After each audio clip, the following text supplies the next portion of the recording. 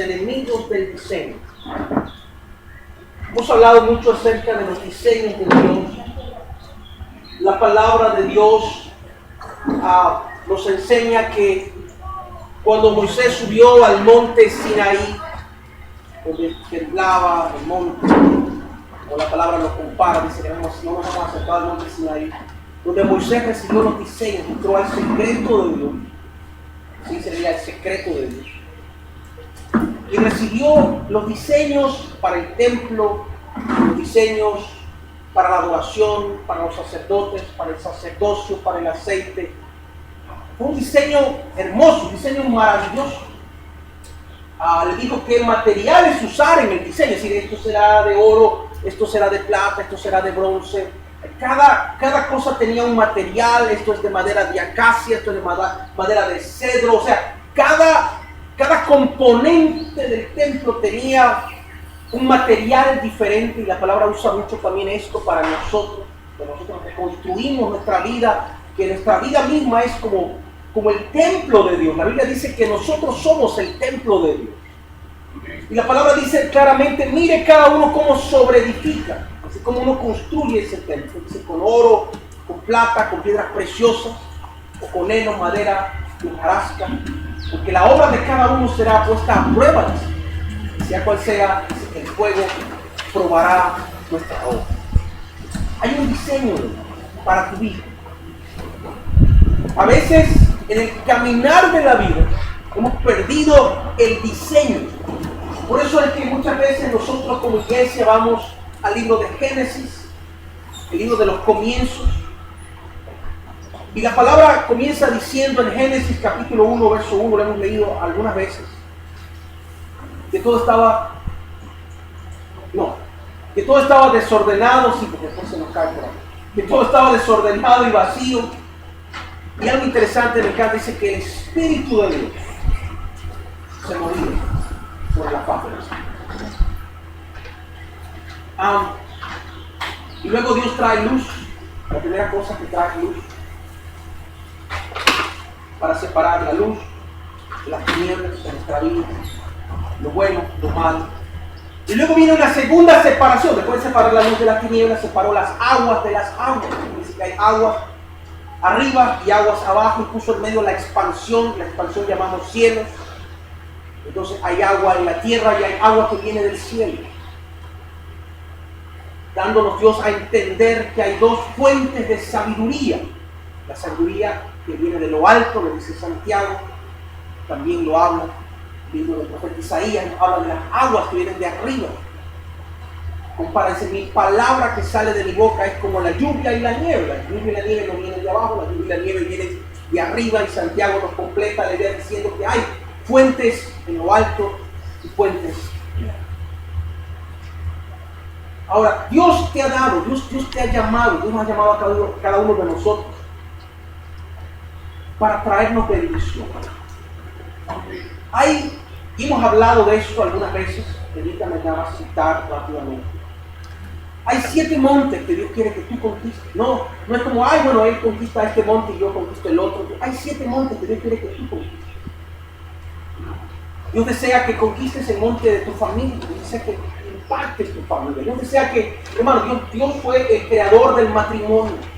Dios fue el creador de la relación de pareja. Fue Dios. No somos nosotros. Y la palabra, cuando leemos el libro de Génesis, otra vez cuando Dios creó al hombre y la mujer, varón y hembra, los creó, dice que le dio su bendición. Y la Biblia dice que Dios vio que era bueno. O sea, es bueno. Es más, la Biblia dice no es bueno.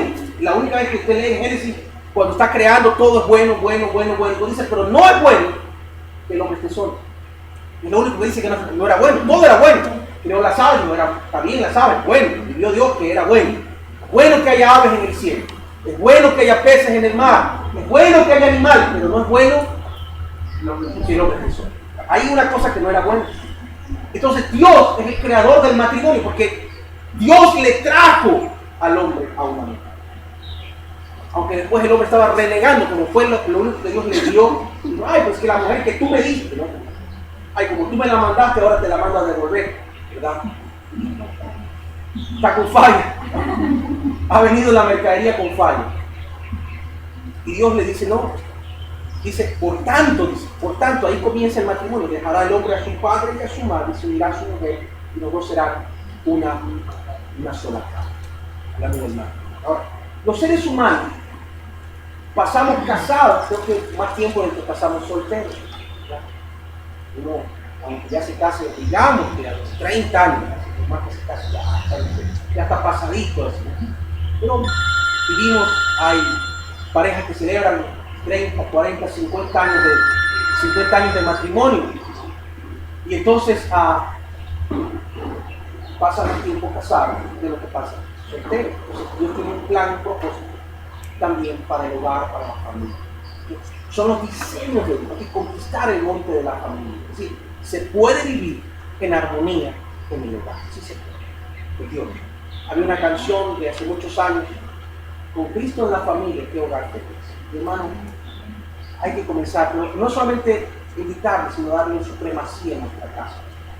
No es fácil, es un monte que hay que conquistar. No crea que ya me hice cristiano, ya mi hogar es felicidad, alegría. No es magia, nada de esto, hemos hablado de esto muchas veces. No es magia. O sea, no es que usted se convierte y ¡tum! Todo. No, eso es mentira. Si le dijeron eso, es mentira. Hay que conquistar los montes. ¡Wow! Hay demonios posicionados en ese monte que lo van a traer división, conflicto, crisis. Hay que conquistar el monte de la educación. Decía alguien, si hasta los caballos terminan la carrera, ¿verdad? Cuando van al podio, nosotros también debemos terminar nuestra carrera. Terminar la carrera, que no terminé, hay que terminar. Pastor, pero es que hay que terminar. Porque Dios quiere posicionar, porque el conocimiento, ¿verdad?, te va a posicionar también en la vida. Mayor conocimiento, mayor de la vida, de la historia, de esto, te va a enseñar mejor, vas a entender mejor muchas cosas de la vida. Hay que conquistar ese monte. A veces, pastores, que ese monte también es difícil, porque a veces no hay el push, que la plata para conquistar ese monte. Bueno, pues también se necesita el monte de la economía.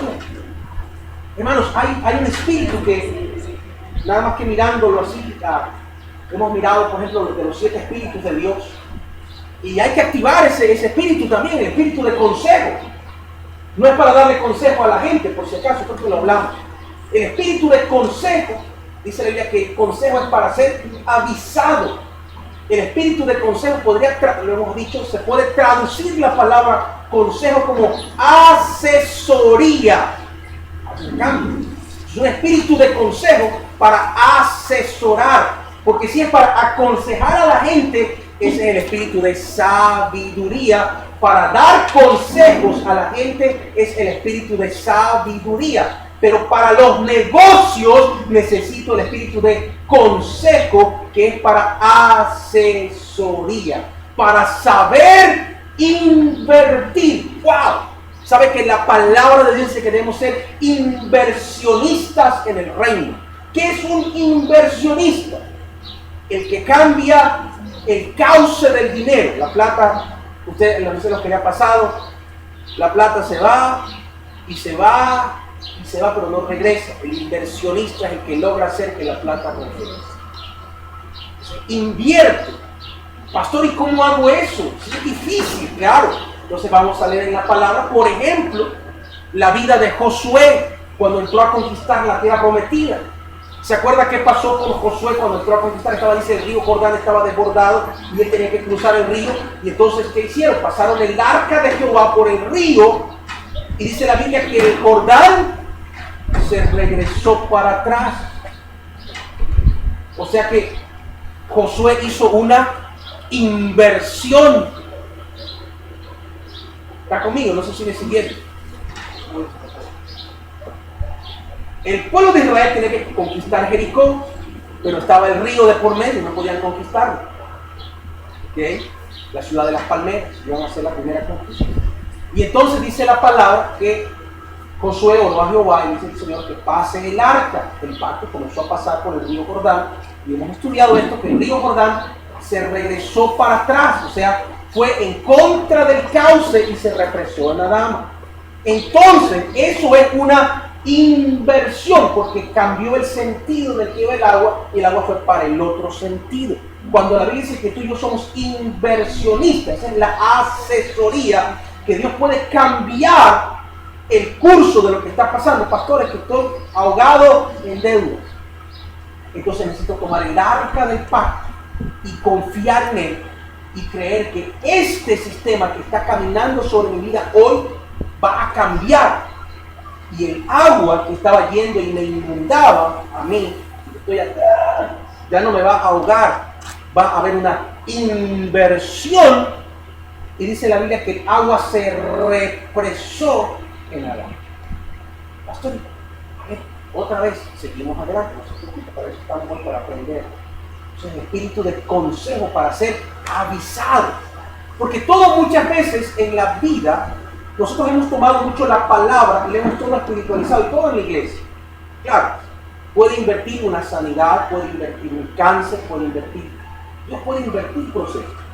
Pero también recuerde que hay otro monte, que es los montes que no conquistamos. El monte de la educación, el monte de la economía. Le pongo un ejemplo sencillito.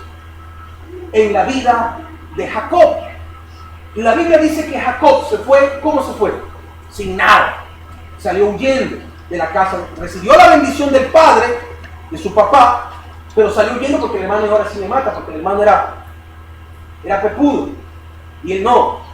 ¿Se acuerda que cuando engañó a su padre se puso incluso unas pieles aquí para que el papá lo tocara, que era velludo, pero era piel de la cabra? O sea, él se hizo un disfraz del hermano para que lo vean, ¿no? Y se hace como un pan que se rellenaba los brazos, así como para verse más velludo. Entonces, más o menos, ¿qué dice la idea? Para que usted vaya, que él se disfrazó para verse, porque el padre iba a decir, no, pues este flaquito, ¿verdad? Se pasa como el dedito, no, este dedito flaco es de Jacob. Cuando yo le veía, no, como tocaba, este es de Esaú, porque sabía que Esaú era fuerte, velludo, era pelirrojo, no sabía, era pelirrojo. El príncipe valiente. Ese era el guapo de la casa, pero el Adonis. Pero Dios, este hombre, el otro, ¿verdad? Ese como el nerd, el estudioso, dice que le gustaba estar con la mamá, le daba a la mamá, ese era Jacob, pero ese recibió la bendición. Entonces, cuando él se va a trabajar, porque no había trabajado, porque su mamá era engreída, pero se fue a trabajar, se enamoró de esta muchacha Raquel, tuvo que trabajar 7 años con su suegro, y el suegro le cambiaba el sueldo, le dice, mira, yo te voy a pagar. Entonces dice, no, le vamos a engañar a este plantito, ¿no? Entonces, yo te voy a pagar con todas las ovejas y las cabras que salgan manchadas. Entonces, este hombre las va, no salían, entonces dice que él se ingenió. Algo que usted dice, algo totalmente, usted, hermano, si usted habla con un médico, con un zootecnista o un veterinario, eso es imposible, ¿verdad? ¿Cómo puede ser que este hombre cogía y amarraba unos palitos y los ponía cruzados, donde las ovejas se apareaban, y ¡pum! Todas las ovejas se habían manchadas? Y cobraba su sueldo, si este es mi sueldo, ¿cómo? Todas estas están manchadas, ¿cómo manchadas? No, está muy bien. Las que salgan rayadas, rayadas, no hay problema. Y entonces él se iba y así mismo cogía y amarraba así y las ovejas todas salían rayadas, todas vetadas. Entonces el suelo le volvía, dice que 7 veces le cambió la forma como le iba a pagar. Pero las 7 veces que le cambió, las 7 veces este hombre consiguió invertir el proceso y no se le escapaba ni una sola cabra. ¿Está conmigo? Es decir, que este era voy a poner la palabra, que está usted, espíritu de consejo para ser avisado, era un comisionista de Labán. Trabajaba con Labán, él no era el dueño, él cuidaba y él ganaba una comisión por cuidar las ovejas y le pagaban con las mismas ovejas porque en ese tiempo no había pues el dinero, las monedas para pagar. Entonces, y este hombre comenzó a prosperar porque ya era pilas. Dijo, no, Ya tengo tantas ovejas, las voy a cambiar por camellos. Tengo tantas cabras, las voy a cambiar por vacas. Y comenzó a tener vacas, y comenzó a tener camellos, y comenzó a tener guau. Y entonces comenzó a sacar leche, y ya comenzó a tener su propia microempresa. Ay, pastor, sí, eso es lo que hizo él. Y de repente la microempresa fue más grande, ¿verdad? La empresa Labán S.A., ¿verdad? Y la empresa Jacob S.A. llegó a ser, que era una filial, un partner, una sucursal de Labán S.A., se hizo mucho más grande, mucho más poderosa, mucho más cosas había en él porque él era un inversionista. Entonces con lo que él ganaba, él lo movía,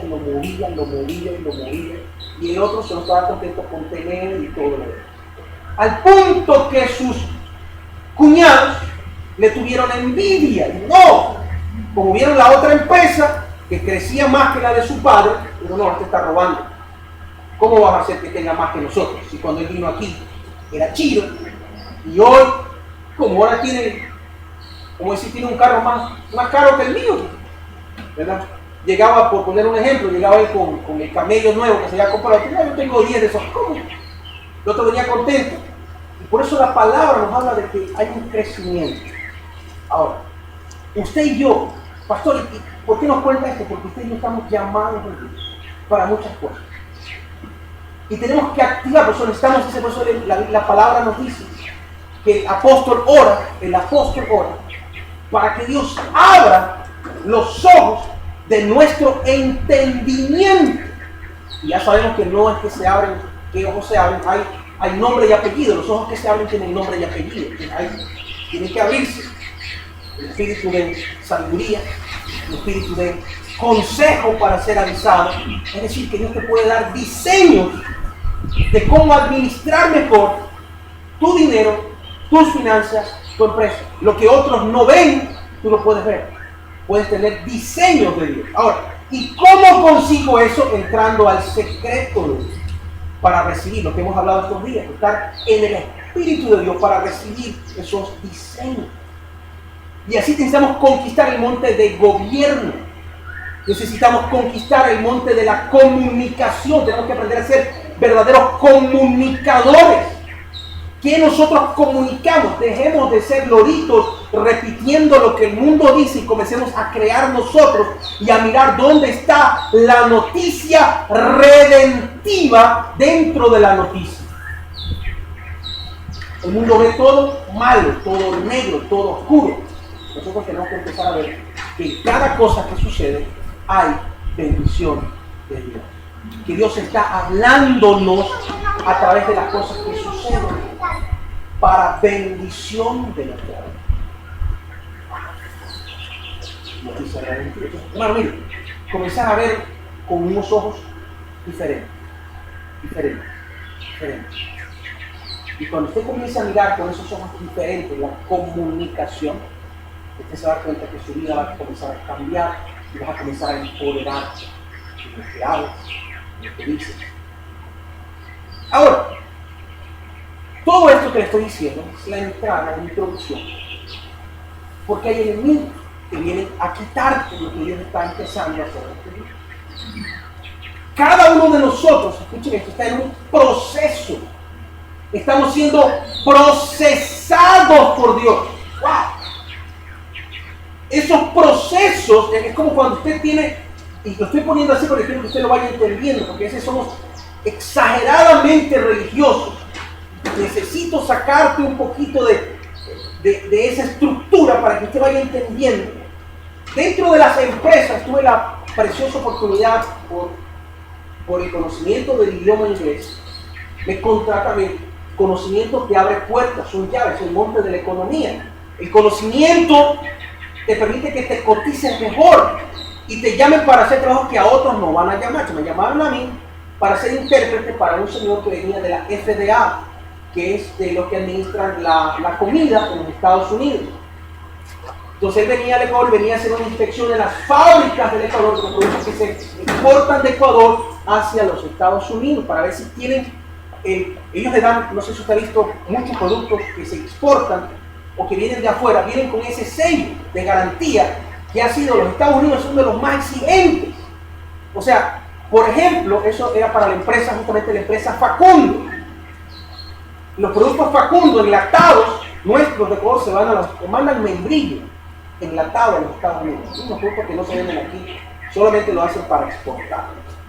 Entonces, las menestras, todo esto que hace Facundo de menestras, de lentejas, de palmito, de muchas cosas, y hay productos que aquí nosotros ni siquiera los consumimos, sino que todos mandan para allá. Por ejemplo, esos espárragos y palmitos enlatados aquí, y que la gente viene. Si hay 10 ahí en el mes, los comerán, una persona va y compra un palmito. Si hay un gringo aquí, compra el palmito o los palmitos de los espárragos, ni la crema de espárragos. ¿No? Entonces, y se produce en Ecuador los espárragos y se exporta. Pero ellos son tan exigentes del proceso. Entonces yo tenía que ir con este gringuito a todos y preguntamos, desde que llega el producto, es decir, desde que llegan porque el palmito es grande y lo que sacan solamente es el corazón del palmito, imagínense. Entonces ellos vienen a ver el proceso de cómo se transporta el palmito, por poner un ejemplo, todos los frijoles, todo lo que se va a preparar, el proceso de transporte, de desembarque.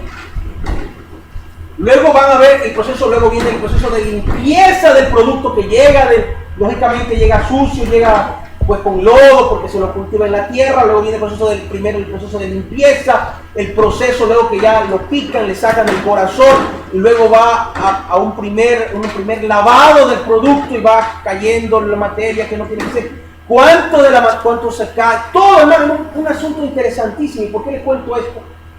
Porque desde que llega, son por lo menos 10 a 12 procesos antes de enlatar el producto.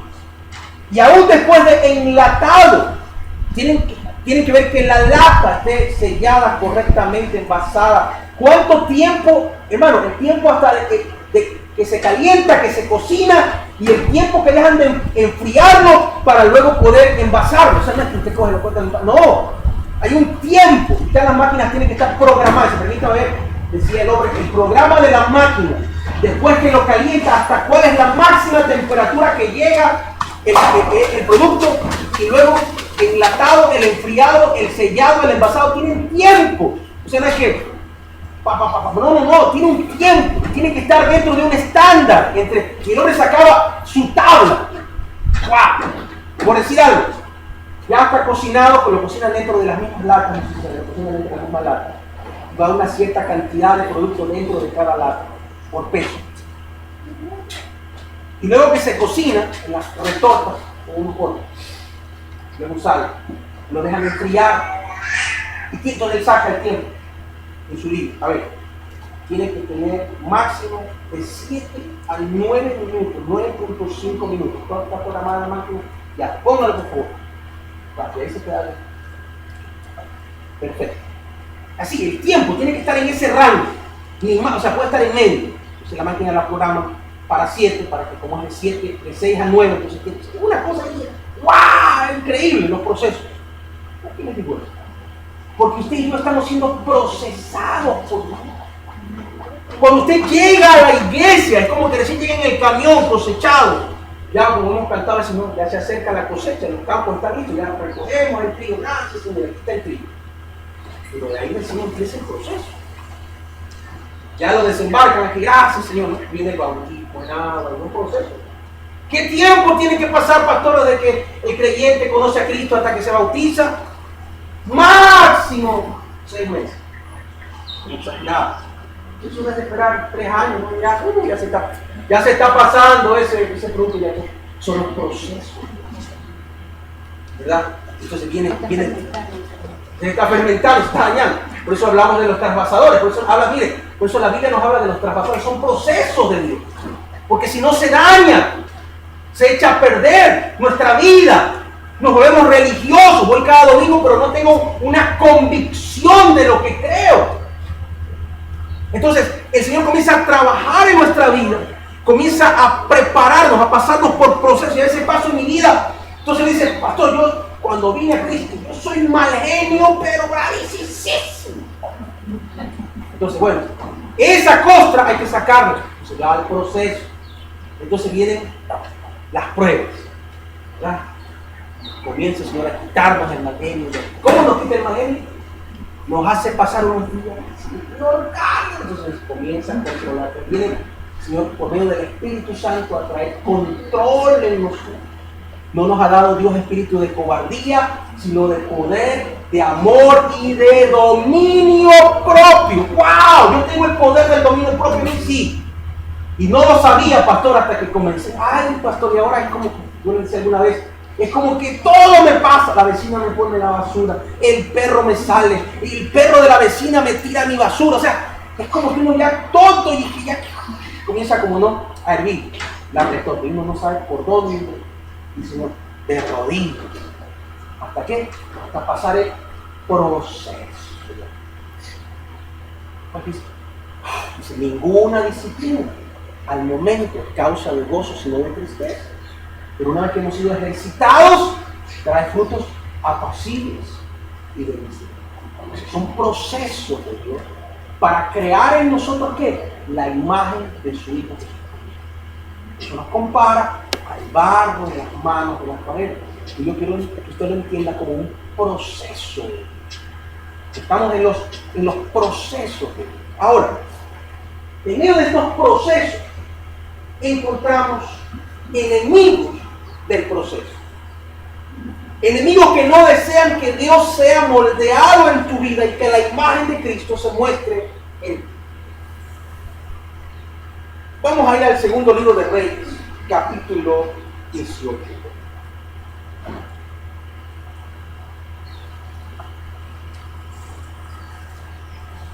Vamos a volver a mirar la vida del rey Ezequías.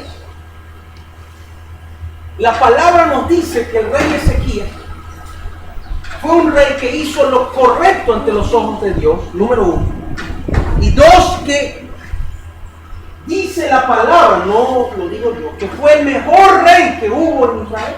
Ya sabemos cuál fue el peor, pero este fue el mejor.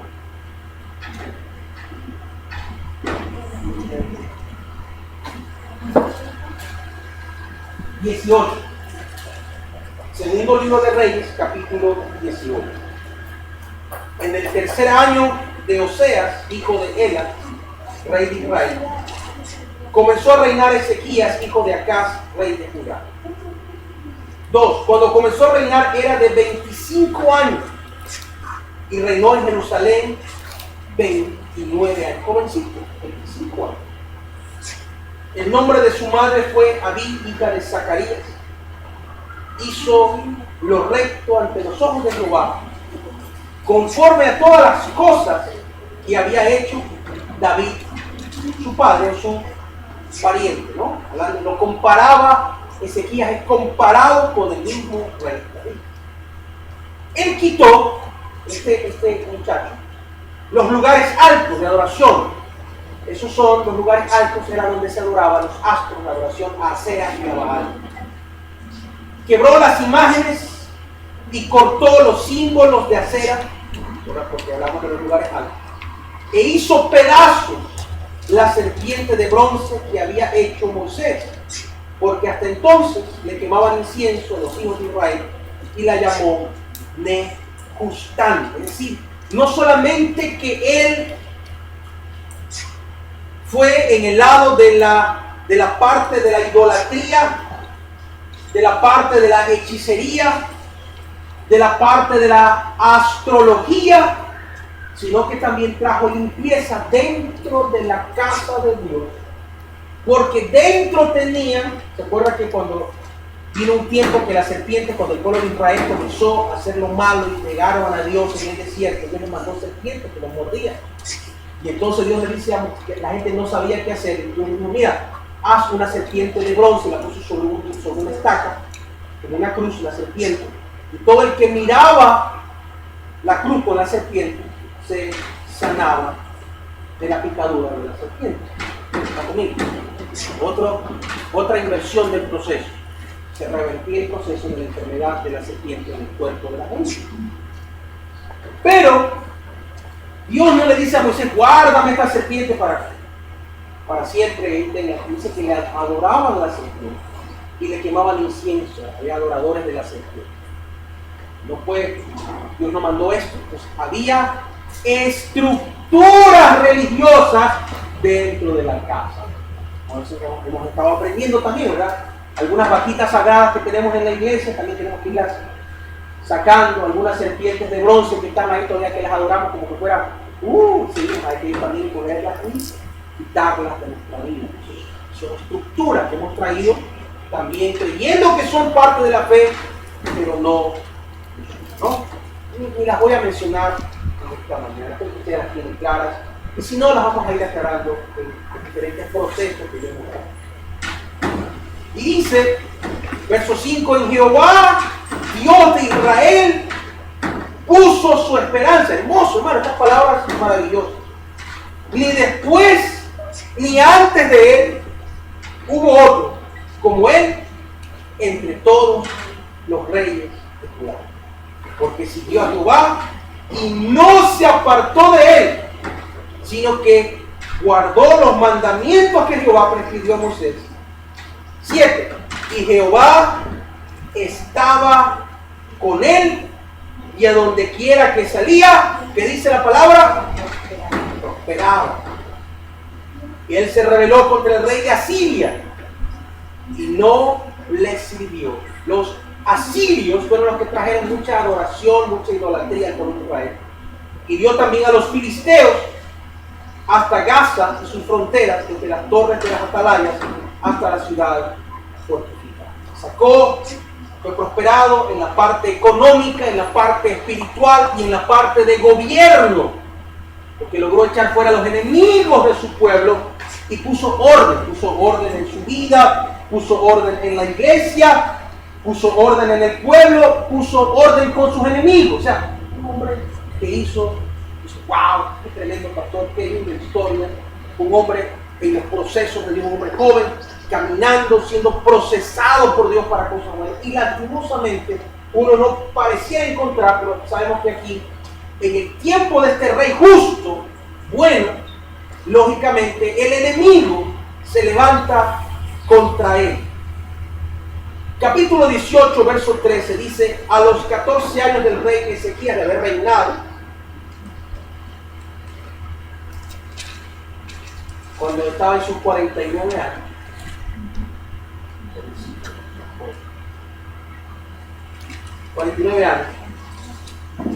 haber 14 años, haber hecho la voluntad de Dios, haber caminado bien, que está de película, pero a ese tiempo subió Senaquerib, rey de Asiria, contra todas las ciudades fortificadas de Judá y las tomó.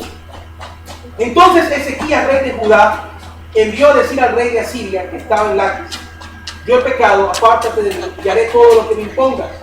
Y el rey de Asiria impuso a Ezequías, rey de Judá, 300 talentos de plata y 30 talentos de oro. Dio por tanto a Ezequías toda la plata que fue hallada en la casa de Jehová y en los tesoros de la casa real. Entonces Ezequías quitó el oro de las puertas del templo de Jehová y de los quiciales que el mismo rey Ezequías había cubierto de oro y lo dio al rey de Asiria. Después el rey de Asiria envió contra el rey de Ezequías al Tartán, al Rapsaris y al Rapsaces con un gran ejército, desde Laquis hasta Jerusalén. Subieron y vinieron a Jerusalén, y habiendo subido, vinieron y acamparon junto al acueducto del estanque de arriba, en el camino de la heredad del lavador. Es Ezequías el que tiene que enfrentar ahora, en medio de un proceso de cambio, de transformación en la ciudad, en la adoración, en el templo, en cada área. Ahora este hombre enfrenta un ataque. Un ataque. Dice, rey, ¿cómo es esto que tú ya no me vas a pagar impuestos? ¿Cómo es esto que tú ya no vas a hacer caso? Que te crees muy chévere. Piensas que yo no tengo poder contra ti. Piensas que tú eres más fuerte que yo. Piensas que tienes alianzas, que tienes amigos que están contigo y que con eso ya, que a mí ya no me importa lo que tú haces, hermano. Y es que cada creyente, este hombre se hizo lo recto ante los ojos de Dios, comenzó a hacer cambios. Hermano, estos cambios fueron fuertes. Quitar la serpiente de bronce, decir que eso saquen, que eso es basura, que eso no sirve, que eso no funciona, que la rompió. la partió, ya, no va más, no vamos a adorar más ninguna serpiente de bronce dentro de la iglesia, hermano. Y es que, hermano, quiero poner un ejemplo, permítame, perdónenme si soy exagerado. Pero por ejemplo, cuando nosotros miramos y decimos, en esta iglesia no vamos a celebrar, por poner un ejemplo, Navidad. ¡Pastor! ¿Cómo? Es injusto. Eso no está en la palabra. No vamos a celebrar Semana Santa, pastor. Y no se diga de las otras más pequeñas. Entonces, el enemigo se levanta. ¿Cómo es esto que ya tú no vas a caminar con todas las estructuras? Siempre has caminado. Ahora, ¿por qué te crees que eres más chévere, más? No. Ustedes son que ya, mucho. Y esto produce en el corazón de Ezequiel. Y hermanos, que todos, amados, todos, tenemos que tener cuidado de eso. El temor fue lo que hizo que Ezequiel se asustara al caminar. Hay dos cosas. Hemos visto estos tres espíritus, lo hemos mirado, el Tartán, el Rapsaris y el Rapsaces. El Tartán, como la palabra Tartán se puede traducir como luz pequeña, algunos la traducen como estrella, realmente sería como un lucero o luz tenue, que realmente más da el sentido de tinieblas, de oscuridad, de algo que está como en las sombras. Las dos opciones, pequeña luz, con una pequeña luz generalmente hay oscuridad, sombras. Pero este espíritu, este primer enemigo que aparece aquí, el Tartán, que era la parte armada, la parte militar, que llegó con un gran ejército y era el que dirigía el ejército, que no habla por si acaso el Tartán, viene a infundir, no era mudo, pero viene a infundir miedo, viene a infundir temor. Y hay algo interesante que Dios me mostraba, que el temor tiene un pequeño problema. Generalmente viene acompañado de un enemigo que está atado a nuestra vida, que se llama culpa.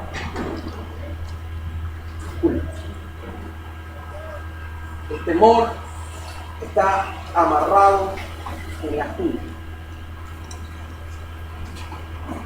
Muchos creyentes estamos caminando en el camino del Señor y hay el proceso más importante que necesitamos vencer, es el proceso del temor y la culpa. Recuerden, estudiamos esto. Necesitamos redimir nuestro pasado. Cuando todavía las voces del pasado, o los dibujos, los cuadros, las fotos de mi pasado, todavía hoy producen en mí culpa, miedo, necesito regresar al pasado en mi mente y mi corazón y redimir ese pasado. El pasado tiene que ser redimido.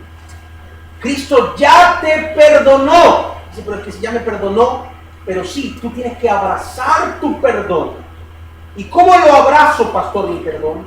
Necesito ir a ese tiempo de mi pasado y redimirlo. Aplicarle a mi pasado la sangre de Cristo. Y decirle a ese evento, decirme a mí mismo en ese momento, ya no llores. Como dice Apocalipsis. Porque el león de Judá, la raíz, es obligado en sí.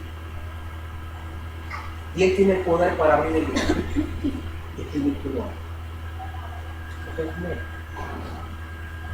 Hermano, el enemigo maneja mucho esto, y eso fue lo que le pasó al rey Ezequiel. Tuvo miedo. Se sintió indigno ante Dios. Porque muchos cristianos vivimos, hermano, nos han enseñado, hermano. Yo no sé de dónde sale, es un asunto que está en el ambiente, no sé, porque yo no creo que se nos ha enseñado algo tan fuerte, pero está como arraigado en nosotros. Ese sentimiento de culpa. La gente todavía piensa que cuando viene delante de Dios, Dios está ahí para apuntarle con el dedo. Piensa que Dios está como mirándole a todo el mundo, pecado, ya. Entonces cuando pasa algo en nuestra vida, siempre lo asociamos a que hemos pecado. Es que, dice, pero si no pequé hoy día, no pequé aquí. Entonces es el pecado de ese padre, entonces me está regresando hoy. El pecado de, enfócate. Si todavía tienes pensamientos del pasado que te están atormentando, hoy tienes que redimir el pasado. Porque cuando aparece el tartán, ahora sí Dios, ¿me querrá ayudar Dios? Porque claro, cuando son cosas pequeñas pensamos que Dios nos va a ayudar, pero cuando son cosas, Dios me está castigando, porque hermano, esa idea de que Dios me está castigando, es como que es una fortaleza, eso es una serpiente de bronce, que es difícil de matar y sacar de nuestra vida. Porque la mayoría de la gente cree que Dios nos está castigando. Vamos al libro de Josué, capítulo 1, versos 8 y 9.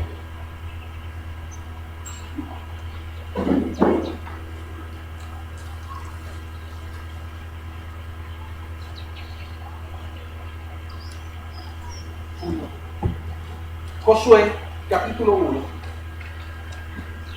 versos 8 y 9. Nunca se apartará, es la palabra de Dios para él. Cuando Dios le habla a Josué, Dios hablando de las cosas, nunca se apartará de tu boca este libro de la ley. Le ordena. Sino que de día y de noche meditarás en él, para que guardes y hagas conforme a todo lo que en él está escrito. Quiero que hagas lo que está en la palabra. Porque cuando hagas lo que está en la palabra, entonces harás prosperar tu camino. ¿Y qué le dice? Todo te saldrá bien. 9. Mira, que te mando, orden, que te esfuerces, que seas valiente. No temas, no desmayes, porque Jehová tu Dios está contigo, donde quiera.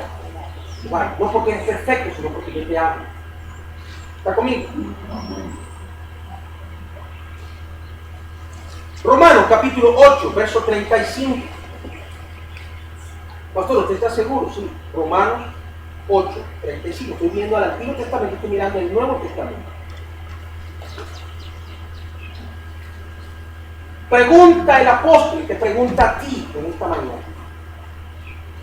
¿Quién nos separará del amor de Cristo?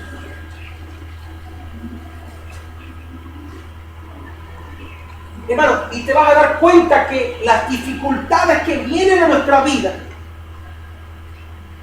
no son castigo de Dios, son dificultades que vienen porque así es la vida.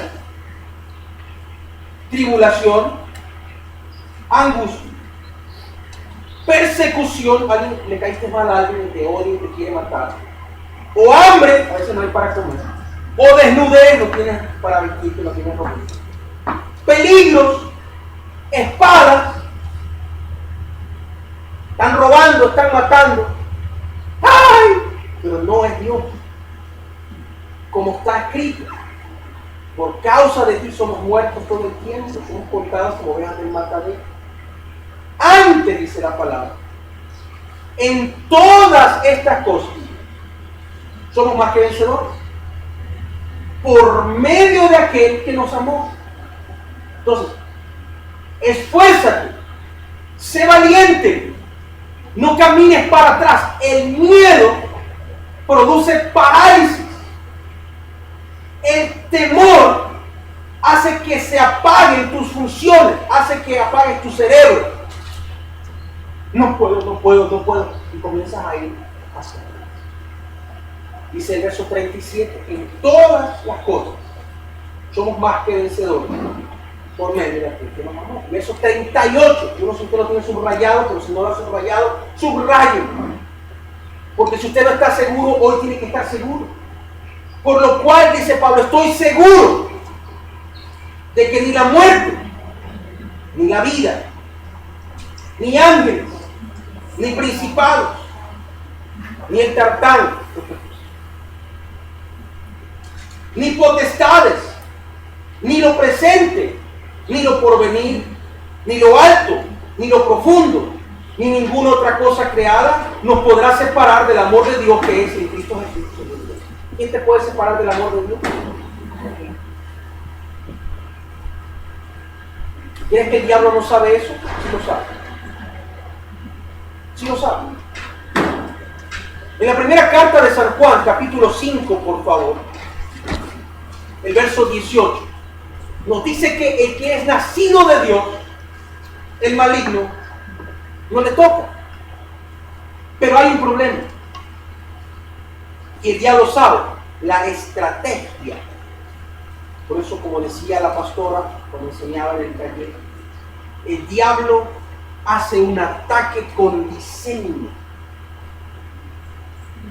Usa la astucia. Como sabe el diablo que mientras tú estés en las manos de Dios no te puede tocar, te hace salir de tu posición en Dios para que te vuelvas vulnerable. Como él sabe que mientras estés en las manos de Dios nadie te puede tocar, él te desalinea por medio del miedo, del temor, para que salgas de la cobertura del Espíritu de Dios y te vuelvas vulnerable. Son tres áreas: el Tartán, el Rapsaris y el Rapsaris. La primera es por medio del temor y por medio de la culpa.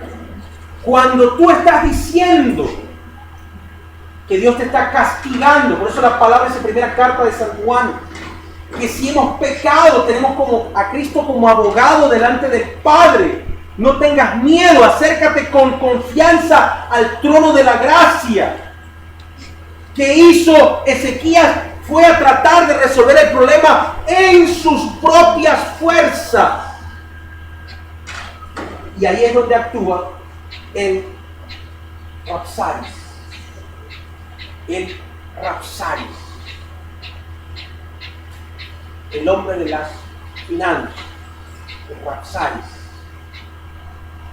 El Rapsaris es el que viene a tocar tus finanzas. Señor de los tesoros significa el Rapsaris. El Señor de la riqueza, Rap. Señor Saris de la riqueza. Mamón trae temor, culpa en nuestra vida, y viene un sentimiento interesante que produce el Rapsaris. ¿Para qué Dios a eso te lleva?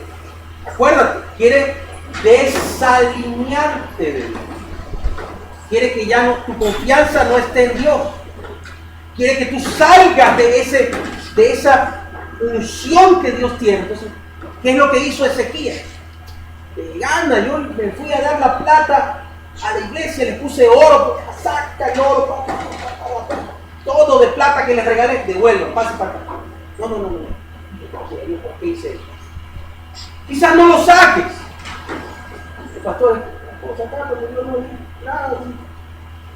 Si yo contara, que viene el enemigo, saca cuenta cuánto has dado de diezmo en un año, 2 años, 3 años. Voy a comprar un carro con esa plata. ¿Verdad? Uno pensamos. Si yo me pongo a sacar cuentas, espero que no así. Pero quiero mostrar lo que hace el Rapsaris. A ver, yo he dado más o menos $1, $2, $5, bien. Comienzo a sumar. Altísima plata. Y en 5 años, entonces, el corazón dice,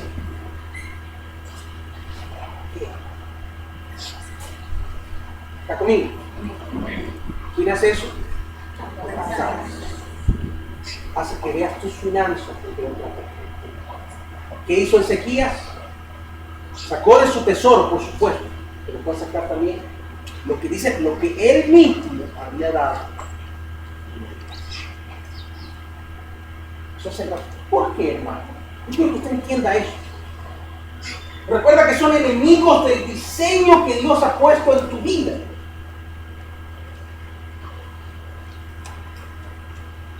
Vamos a mirar una historia interesante. En San Mateo capítulo 8, 23.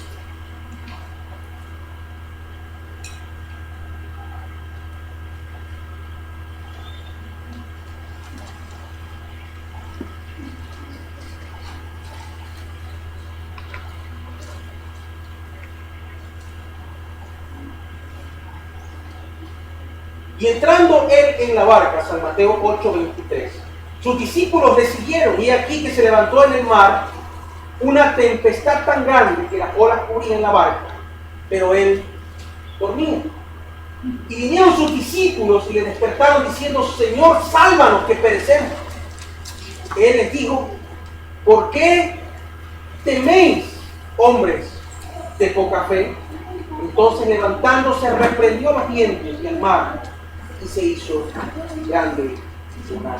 Los hombres se maravillaron, los discípulos, diciendo: ¿qué hombre es este que aún el viento y el mar le obedecen?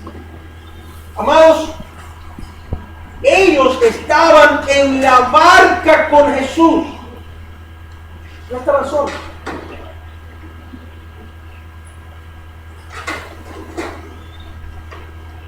Pero tuvieron miedo. Y si nos hundimos con Cristo, la duda, el temor y la culpa. Recuerden que aún Juan el Bautista le mandó a preguntar: ¿eres tú el Cristo? Si este no es el Cristo, este está bien dormido aquí, nosotros aquí confiando en este, y este está ahí dormido, no importa que nos ahogamos. ¿Será que estoy en lo correcto? ¿Será que, pastor, estoy con crisis en mi vida? ¿Será que estoy en la iglesia correcta? ¿Será que me han engañado todos estos años? ¿Qué pasará? Señor, ¿qué pasa? Que no, ¿cómo estoy contigo? Y ¡ay! Toda mi vida tiene ahí ímpetu, las olas en mi vida. ¿Estás dormido, Señor? El miedo, el temor, nos impide confrontar los problemas de nuestra vida. Los fantasmas del pasado nos hacen pensar que no podemos. Produce inseguridad de nuestra salvación. Recuerda que quien te acusa es Satanás.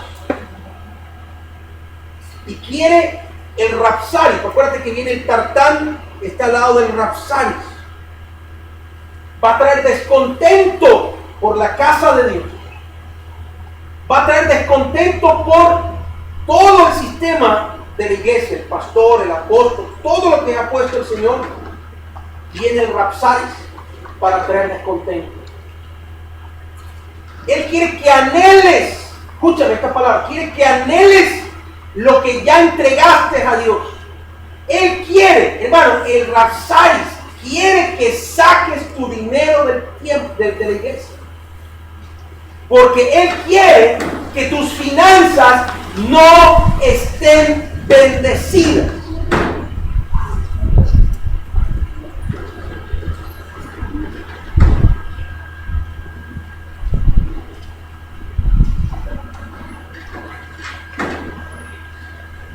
Jehová es mi pastor, nada me faltará. Romanos capítulo 11, verso 16.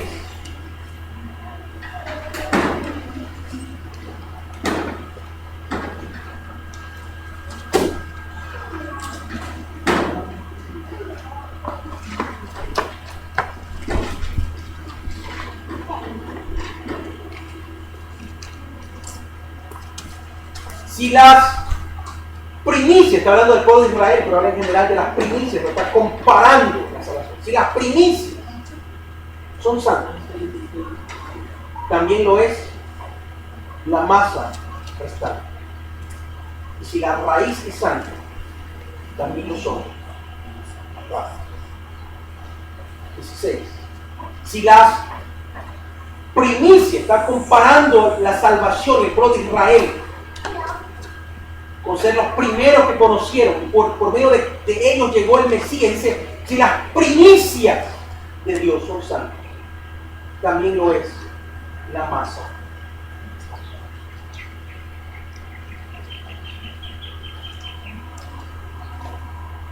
Hablamos esto alguna vez, permítame repetirlo rápidamente, volviendo a Jacob. Cuando Jacob vuelve a encontrarse con su hermano Esaú y ha repartido en 2 montes su riqueza, a Lea y a Raquel, a los hijos, les divide, a ver, los contadores, mitad por mitad en la cuenta de Raquel, mitad en la cuenta de Lea. Si mi hermano me mata, la familia queda protegida. Dice, Señor, yo volví a esta tierra sin nada, salí de esta tierra sin nada, y hoy vuelvo posicionado en 2 montes. Le llamó al lugar Mahanaim, que significa campamento de dos campamentos. Y luego recuerda que dice, ahora quiero darle un regalo a mi hermano. Dice, ¿qué nos quedó? Pues ya todo está, eso es como, perdón de lo que voy a usar, eso es como decir, ya hicimos el depósito en la cuenta y en la otra cuenta, ¿cuánto hay en caja en efectivo? Para ver cómo hacerle un regalo a mi hermano, ¿verdad? Esos son los grijitos que quedaron. Vamos a sumar, saquemos todo. Y ahí aparecieron 700 camellos, 800 vacas, 300 ovejas. ¿Y esto de aquí? No, señor, no sé, salimos. La cuenta dice, ya está dividido mitad por mitad. ¿Y cómo? ¿Y esto? ¿Y esto sobró? Bueno, reunamos lo que sobró para mandarle a mi hermano. Por eso la palabra nos dice que el rebusco de Jacob fue mayor que la vendimia de Esaú. O sea, lo que le quedó a la mano a Jacob, después de haber dividido su herencia entre las 2 familias que tenía, le quedó una cantidad que cuando el hermano ve, dice, ¿qué es todo esto que tú me mandas? ¿Qué era? Cantidades de animales, ¿qué son estos animales que me mandan? Dice, es un regalo, pero no tienes que dar tanto. El hermano pensaba que eso era toda la riqueza. Dice, wow, mi hermano tan rico que tiene 800 camellos y tiene 3. No, eso no es lo que tenía de suerte. Si supiera que tengo en las 2 montañas el triple de esto. O sea, el hermano dice, pues, wow, mi ñaño ha sido millonario, viene bendecido. No, dice, quédate con tus cosas, porque dice, o sea, no es que le manda a regalar un camellito, ni una ovejita, bueno, ya. Le mandaba a regalar 800 camellos. ¡Wow! 700, ¡wow! ¡Oh, mi ñaño, no, quédate con tus cosas! Porque eso me está dando para venir en paz y con esto empezar. No, hermano, quédate con esto. Esto es tantísimo. No, eso es lo que me sobra. Y rebusco. Y en ese lugar, Jacob cambia de nombre. Cambia de nombre porque pelea con un ángel para que lo venga. Y la bendición de este hombre, ¿se acuerdan cuál fue? Que le destrozaron las piernas. O sea que después de eso, la bendición de él era andar cojo. Y hablábamos alguna vez de esto, porque él, este hombre, échale la culpa a Jacob de la bendición, hombre, un inversionista. Jacob es inversionista.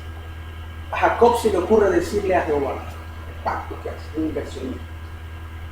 Si yo me voy en paz, llego en paz donde voy, y regreso en paz a la casa de mi padre, y tú me prosperas en el camino por el que voy, puedo regresar a esta tierra. En este lugar, ahí yo te haré un templo para ti. Y todo lo que tú me niegues, el tiempo apartaré. La promesa del tiempo trajo bendición a este hombre de una manera sobrenatural, porque no fue natural, ya hemos hablado de esto al comienzo, fue una bendición sobrenatural. Y finalmente la bendición era estar con delante. Decían, ¿cómo yo sé que mis finanzas están bendecidas? Que me falta un pedazo. Pero sé que estoy bendecido. De repente, ay, no me va a faltar. Porque yo declaro que lo que doy en la casa de Dios es la primicia que santifican el 90% que te hermano para administrar. Yo sé, y declaro, cada día declaro en tu vida, porque el Rapsaris quiere sacarte, acuérdate, nadie te podrá separar del amor de Dios. Pero si tú te escurras, fíjate, Señor, ya regreso. Como le pasó a Ezequiel, es que, perdóname, es que mira, vino a cobrarme ahí y tengo que... Y le dio lo de la casa de Dios. Y dice que no sirvió de nada. Le quitó la plata y no se fue. Le quitó y vino a quitarle lo demás. Eso es lo que el enemigo quería hacer. Declara que Jehová está bueno. Y finalmente el Rapsaris, ¿verdad? El Señor de los tesoros, de las riquezas. Y el Rapsaces, el Señor de los ricos. Saris, riquezas, los Sares, el periodo de los Sares son los ricos, los potentados. El Señor de los ricos, el Señor de los potentados. Por eso es orgulloso, porque la persona cree que tiene. Y él hablaba, hermano, y el Rapsaces viene a hablar en contra de tus convicciones. Ya estamos terminando esta mañana. Por si acaso, no estarán esto ya me está dando hambre. El Rapsaces viene a hablar en contra de tus convicciones. Si pudiéramos hacer un resumen de lo que dice el Rapsaces, en cada proclama que hace le dice, ustedes dicen, tú dices, tú hablas. Segundo libro de Reyes, capítulo 18, el verso 22. Dice él, y si me decís, o sea, si ustedes me dicen a mí, nosotros confiamos en Jehová nuestro Dios, dice él, ¿no es este aquel cuyos lugares altos y altares ha quitado Ezequiel? ¿Está hablando de quién? Está hablando de la serpiente. Oh, este es terrible. Está hablando de la serpiente de bronce. Entonces dice, ¿tienen problemas en tu vida? Ay, no, que tan hermanito. ¿Se dan cuenta? Pues por no celebrar Navidad. Dice, por ya no celebrar el Día de la Madre, pues están con problemas. Y usted, Dios nos va a ayudar. No nos va a ayudar. Si usted no celebra Semana Santa. ¿Está conmigo? Eso es lo que está diciendo. Va en contra de nuestras convicciones. Va a confrontar nuestra fe. Va a confrontar tus decretos. Ay, lo que tú dices que eres hermanito y que esto y lo otro y lo que tú dices que esto y lo que tú dices lo otro. Eso. Lo que tú has profetizado. Ay, lo que tú has hablado de que va a haber paz en tu casa. Y no lo que hay paz en tu casa. Lo que tú has dicho que va a haber restauración. Y no lo que hay restauración. Ay, lo que tú dices que tu hogar es de Cristo y mira lo que está pasando. Habla mentira para alejarte de Dios, para alejarte de tu pastor, para alejarte de tu apóstol. Y le dice, habla en contra de tus declaraciones, habla en contra de este hombre, habla en contra de ese Cristo.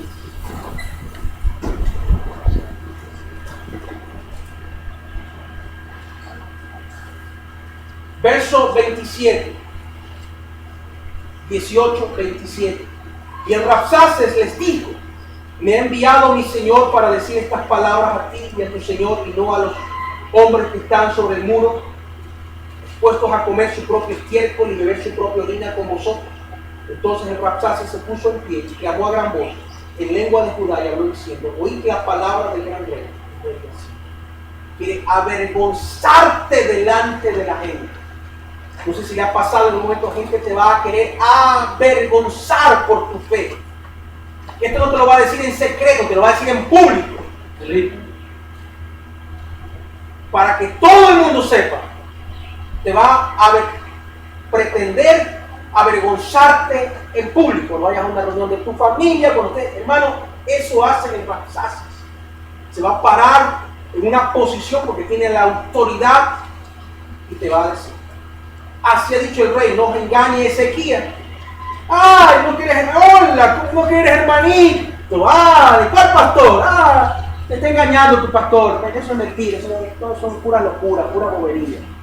Esa iglesia, tu pastor, y ese se llama el Rabsaces. No os engañe Ezequías, porque no los va a librar de mi mano. Y no haga Ezequías confiar en Jehová, diciendo ciertamente nos librará Jehová, y esta ciudad no será entregada en mano del rey de Asiria. No escuchéis a Ezequías, porque así dice el rey de Asiria: haced conmigo paz y salid a mí, y coma cada uno de su vid y de su higuera, y beba cada uno de las aguas de sus pozos. En el verso 32 dice: no oigáis, al final, no oigáis a Ezequías, porque os engaña cuando dice: Jehová nos libró. Tres enemigos del proceso: el miedo, la culpa, que van amarraditos, el miedo de las finanzas, y finalmente la confrontación de tus principios, la confrontación de tus convicciones, la confrontación de tus declaraciones, la declaración de la palabra profética que se te ha entregado. Necesitas alejarte de la gente que te habla de esa manera. San Juan capítulo 8, versos 42 al 45. San Juan 8, 42.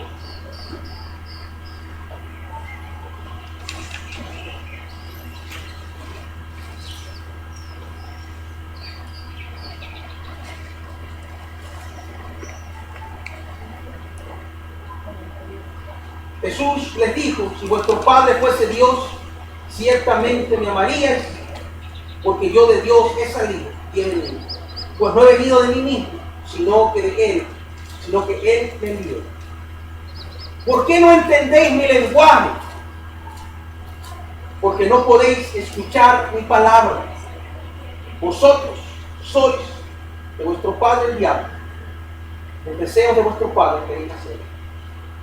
Él ha sido homicida desde el principio y no ha permanecido en la verdad, porque no hay verdad en él. Cuando habla mentira, de lo suyo habla, porque es mentiroso y padre de mentira. Y a mí, porque digo la verdad, no me creéis.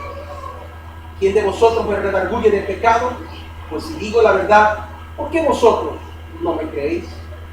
El que es de Dios, las palabras de Dios oye. Por eso no las oís vosotros, porque no sois. Cuando usted está siendo guiado por el Espíritu Santo de Dios, hay que afinar el oído. Esto es justamente las palabras que Jesús habla contra aquellos que hablaron contra él. Esta es la defensa de Cristo frente al ataque del Rabsaces. Lo que estás hablando es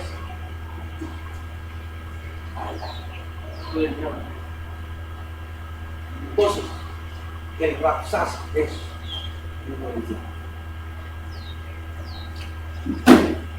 no lo oye. Es posible que se enfrente. Con todo eso el enemigo quiere removerte el piso para que salgas de la cobertura del Espíritu de Dios. Quédate en la cobertura de Dios. Necesitas permanecer en la cobertura de Dios. Quiero que vayas por favor al libro de Miqueas. Miqueas, al lado de Nahum, dos casas antes de Habacuc. Habacuc, vaya, dos casas estás al lado. Esto es leer, hermano, los profetas, leer. Vamos a ver a Miqueas, capítulo 7. Una palabra, subráyela. Miqueas, aunque sea por esta palabra, va a buscar a Miqueas. Miqueas, capítulo 7, versos 18 y 19.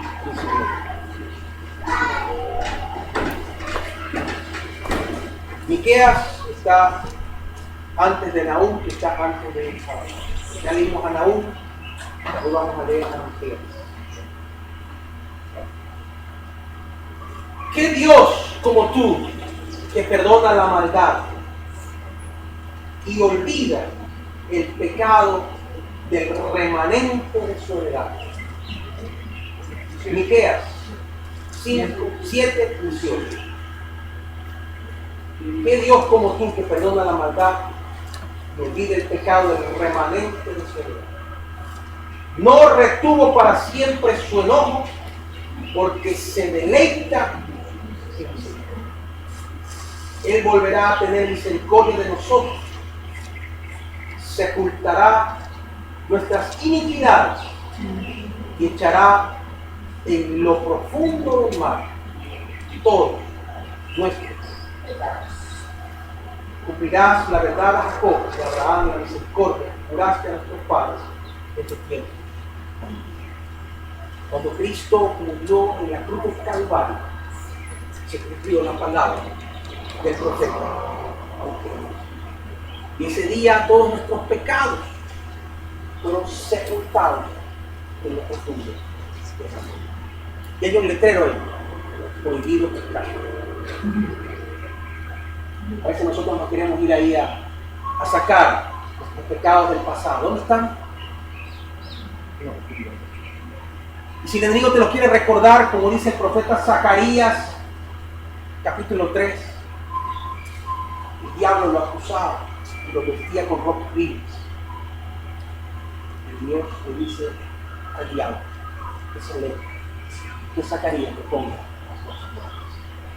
Apocalipsis 12:11 dice que el diablo, el acusador de nuestros hermanos, ha sido lanzado fuera, que le hemos vencido por la sangre del Cordero y por la palabra del testimonio. Declara en tu vida la bendición, la restauración, el perdón de Dios. No permitas que el diablo traiga el pasado. Él se quiere ir a bucear y sacar. ¡Ay! Ya no más. Y si viene a molestarte, necesitar entonces tomar la sangre para redimir el pasado. Perdonar tu falla, tu error, tu corazón. Redimir el pasado para declarar en el presente que Dios está con nosotros. Por enviar el futuro y el proceso de los enemigos del proceso están avanzados y avanzados. ¿Por qué? Porque con el miedo, el temor, la inseguridad, el área financiera y las palabras que a veces me mueven, ¿de dónde? Del amor de Dios. Me olvido que estoy rodeado, estoy en la barca, pero estoy con Él. No importa la tempestad, Él está conmigo. Cuando Él se levanta, lo cantamos, levántate, levántate, Señor. Hermano, le dice al viento,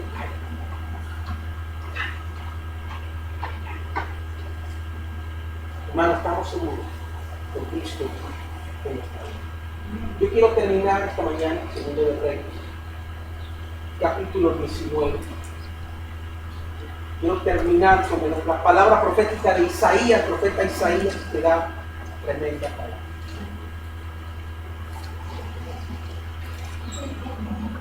Isaías 19:6, perdón, segundo de Reyes 19:6, también está en Isaías, pero no vamos a verlo ahora. El profeta Isaías es el que manda la palabra de Isaías, pero está en segundo de Reyes 19. Ezequías hace lo que tenía que haber hecho la primera vez y se va al templo a orar. Señor, necesito alinearme con tu espíritu, necesito palabra profética, necesito revelación. Señor, ha venido contra mí el Tartán para traerme miedo, Señor, para hablarme de mi pasado. Señor, ha venido el Rapsaris, Señor, para meter su mano, Señor, en mi vida, para robarme la paz de lo que yo ofrendo en la casa de Jehová. Y ha venido, Señor, el Rapsaris para hablar en contra del diseño, para hablarme en contra de mis decisiones, para hablarme en contra de mi convicción. Estoy en la casa de Jehová y esta es la palabra que Dios le da a él y que te dará a Isaías respondió: así diréis a vuestro Señor, así, eso es lo que dice el Tartán, el Rapsar y el Rapsas, pero así dice Jehová. No temas por las palabras que has oído, con las cuales me han blasfemado los siervos del rey de Asiria. He aquí pondré yo en él un espíritu y dirá rumor y volverá a su tierra, y haré que en su tierra caiga la espada. Y eso sucedió. Y regresando el Rapsaces halló al rey de Asiria combatiendo contra Libna, porque oyó que se había ido de Laquis. Y oyó decir que Tirhaka, rey de Etiopía, había salido para hacerle guerra. Entonces volvió él y envió embajadores a Ezequías diciendo, porque ella sabía, ese es el contraataque del enemigo. Cuando tú comienzas a posicionarte y vas a la iglesia y vas al templo y recibes confirmación de las palabras, no voy a caer en la provocación del diablo, voy a mantenerme fiel. El diablo no crea que se va a ir, ya me voy, ya. No, regresa. Ese es el contraataque.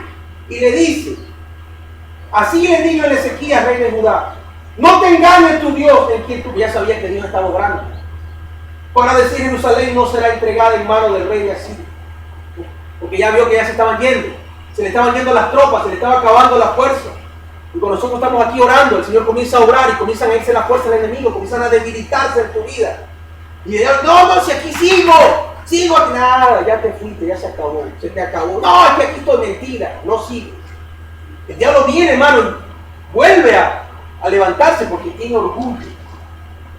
Y le vuelve a mentir. Ezequías, ya se estaban yendo los ejércitos. Ya Dios le dijo que se iban a ir y se estaban yendo. No, pero se están yendo los ejércitos, no creas que ya regreso. Sí voy a volver, sí te voy a destruir. Y entonces en el capítulo 19, verso 32, y esta es la palabra final, esta es la estocada final de Dios. Ese es el jaque mate de Dios.